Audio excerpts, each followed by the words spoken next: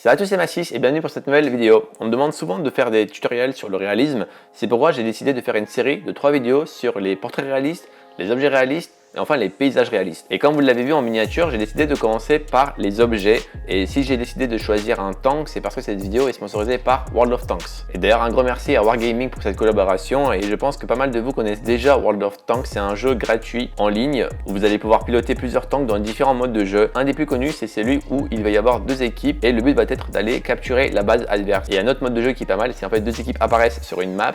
Il y a une base qui est au centre et il va falloir aller capturer cette base. Il y a plus de 30 maps différentes et c'est inspiré de vrais lieux qui existent, donc c'est assez immersif. Et aussi les musiques du jeu sont originales et assez épiques, donc ça rend le jeu encore plus cool. Il va y avoir 11 nations de tanks différentes et d'ailleurs avec le lien que je vous mets en description et le code d'invitation Tanktastic, vous allez pouvoir avoir un char premium russe, le T127, c'est celui que je vais dessiner dans cette vidéo. Vous allez avoir 500 gold, 7 jours de premium et aussi une place de garage qui est offerte. Et ces bonus ne sont disponibles que pour les personnes qui créent pour la première fois un compte Wargaming. Donc si vous aimez les jeux de tir, de guerre, de stratégie, ça va vraiment vous plaire. N'hésitez pas à aller tester le jeu grâce au lien que je vous ai mis dans la description. Et maintenant on va passer au dessin du char russe T127. Alors la première étape avant de commencer n'importe quel dessin, c'est la recherche de photos. Je prends pas mal de temps pour vraiment trouver quelque chose qui va être assez détaillé, où il y a pas mal de lumière avec un bon angle de vue. Et après avoir pas mal cherché, je pense que je vais garder cette photo.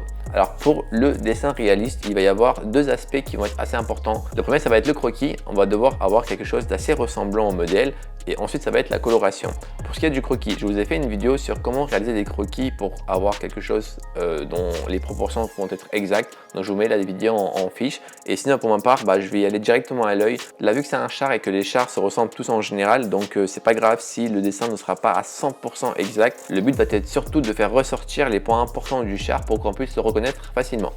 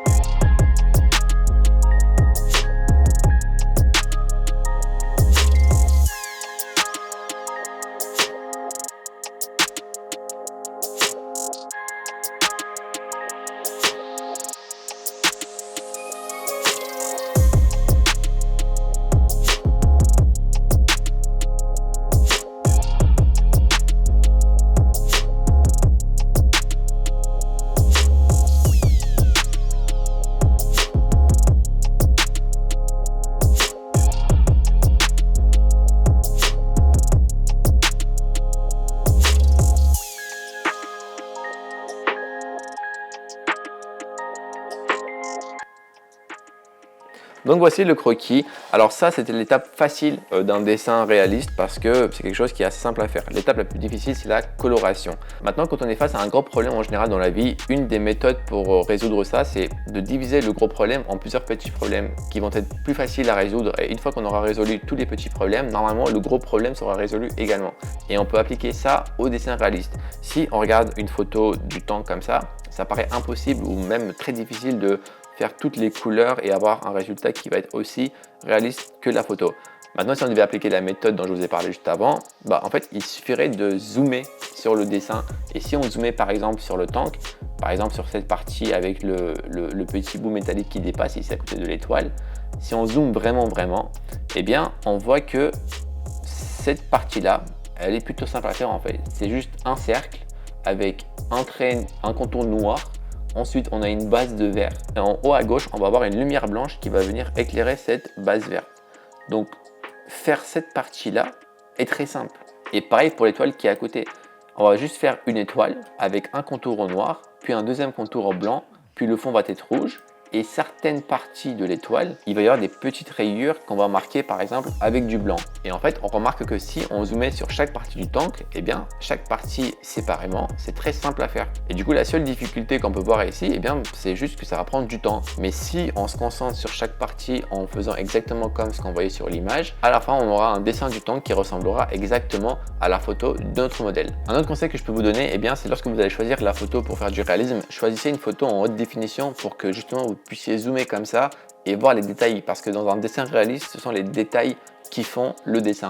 Exemple, sur ce tank, lorsque je vais dessiner, eh bien, je vais également faire la partie qui est en bleu ici, qui est rouillée. Également cette partie ici. Toutes les rayures qu'il va y avoir sur le tank, je vais également les réaliser. Et ça, je ne les aurais pas très bien vues si j'avais choisi une image qui va être de mauvaise qualité. Et pour ma part, moi, je mets les photos directement sur l'iPad. Comme ça, je vais pouvoir venir zoomer sur les parties que je vais dessiner. Et comme ça, je vais pouvoir zoomer et avoir le détail de la photo directement en face de moi. Donc, si vous avez une tablette, ça peut être vraiment pratique dans ce genre de cas. Et pour ce qui est de la coloration, on ne sait pas vraiment par où commencer. Moi, je dirais qu'il faut simplement analyser ce que l'on voit. Donc là, c'est un tank qui est vert. Et en fait, par-dessus, il va y avoir de la rouille qui va être donc plus foncée que le vert. Et également, il va y avoir des rayures qui vont être, elles, blanches. Et en fait, il faudrait simplement respecter cet ordre. C'est-à-dire qu'on va, sur notre dessin, faire d'abord un fond vert, comme si le tank était vert et donc neuf. Et après, par-dessus, on va venir rajouter avec des crayons de couleur les traces de rouille avec, par exemple, un crayon de couleur bleu. Et pour tout ce qui est blanc, pour la lumière, vu que c'est un char, donc c'est du métal, il va y avoir des brillances. On va utiliser par exemple un pinceau blanc comme ça, ou alors on va simplement utiliser un crayon blanc pour pouvoir éclairer certaines parties.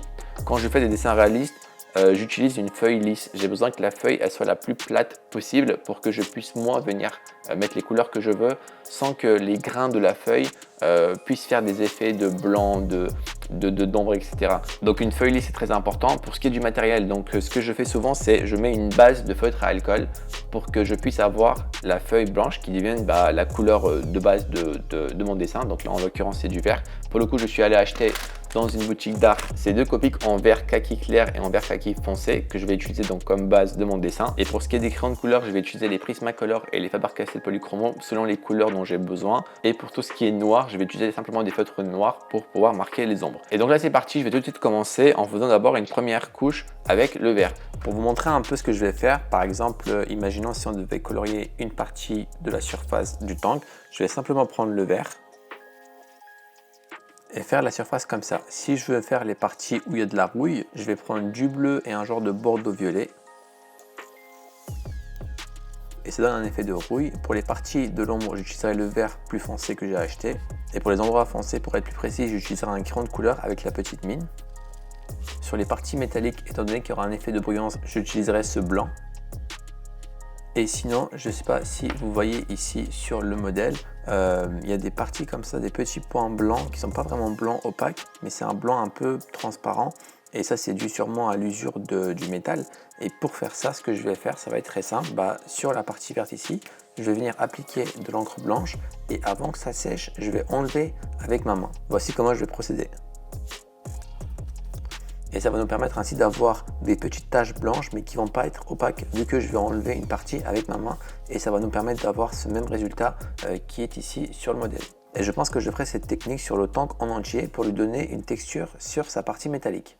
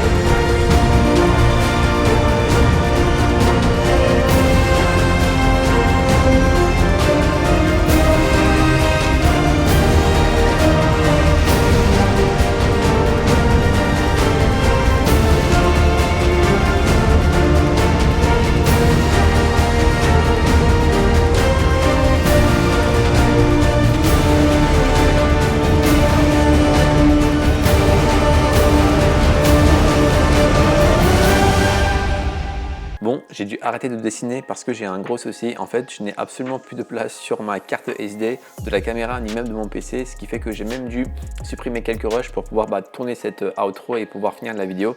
Et du coup, voici où est-ce que j'ai dû m'arrêter pour le dessin. Alors je suis dégoûté, je voulais vraiment vous faire un dessin qui se rapprocherait le plus possible de la réalité. Là, comme vous le voyez, du coup, je n'ai pas pu finir toute la partie basse ici et je n'ai même pas pu faire les finitions de dessin en général pour ajouter tous les petits détails qui feront que le dessin soit le plus proche possible de la photo. Après, ce qui est bien avec les dessins réalistes sur les objets, c'est que justement, même si vous ne mettez pas tout, ça ressemblera quand même, si vous respectez les quelques techniques que je vous ai montrées, à l'objet fini. Alors que sur les dessins réalistes d'un portrait, par exemple, si vous oubliez un grain de beauté, des rides ou même des petits détails comme ça, le dessin il sera complètement différent du modèle. Mais je suis quand même déçu de moi-même de ne pas avoir réussi à vous offrir un dessin fini. J'espère malgré ça que vous avez quand même apprécié la vidéo et que vous aurez quand même appris quelques techniques et astuces pour la réalisation d'un dessin réaliste d'un objet. Pour les prochaines vidéos, est-ce que vous préférez avoir d'abord le dessin réaliste sur les portraits ou alors le dessin réaliste sur les paysages? Dites-moi ça en commentaire et je ferai en fonction. Encore un grand merci à Wargaming d'avoir sponsorisé cette vidéo. Si vous avez apprécié le char que j'ai dessiné ici, sachez que vous pouvez le jouer dans le jeu grâce au lien que je vous ai mis dans la description. Et ne vous inquiétez pas, cette partie ici est beaucoup plus réaliste que ce que moi j'ai fait. Merci d'avoir regardé cette vidéo. On se retrouve très vite pour une nouvelle. D'ici là, prenez soin de vous et n'oubliez pas le dessin, c'est la vie.